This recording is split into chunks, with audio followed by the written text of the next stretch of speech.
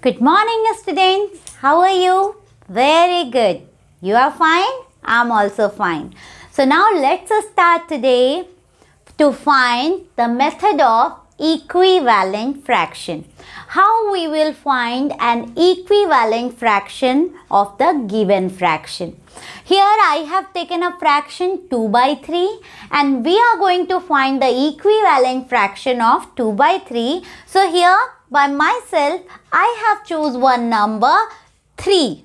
Okay, it is my own choice. I can choose 2 also. Let's choose 2. Okay. So if I am multiplying 2 in denominator, so with that same number, I will multiply in numerator also. Why this? Why not?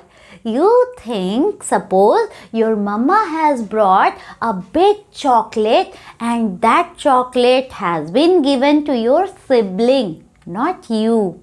What is the feeling? Can you feel it? Yes. So if you will multiply in one side only, another side will feel the same. Here you see, if I am multiplying by 3 here downside in denominator, so what do you think? This 2 will not feel bad like you were feeling in that example. Yes, it will feel. So for that we will multiply in 3 also. Suppose here 3 is given. If we are multiplying 4 in the downside, we will multiply upside also. If we are multiplying by 5 downside, we will multiply by 5 upside also. Is it clear? Very good. Now, let's do multiplication. 2 2s are 4. 3 2s are 6. Okay, now what will be here? 2 3s are 6, 3 3s are 9, 2 4s are 8, 3 4s are 12, 2 5s are 10, 3 5s are 15. Is it clear, my dear? Yes. So this is the simple way of finding equivalent fraction of the given value. Now see, here I have chosen the number 2, 3, 4 and 5. You can choose any number. You can choose 1000. But what is the condition? If you are multiplying 1000 downside, you will multiply upside also. Is it clear? Very good. Now let's see placing correct numeral. How to predict, how to place a correct numeral. Okay, for that you should know table. You are knowing, no? Yes, very good. If you are knowing table, very good. But if you are not knowing, then go and learn table. That is very important for you. Okay, now you see, you have to predict or you have to think 3 and here 24. Here equal sign is there. That means these two fractions are actually equivalent fraction. It is clear, no? Equivalent fraction. Here you see we have find equivalent fraction.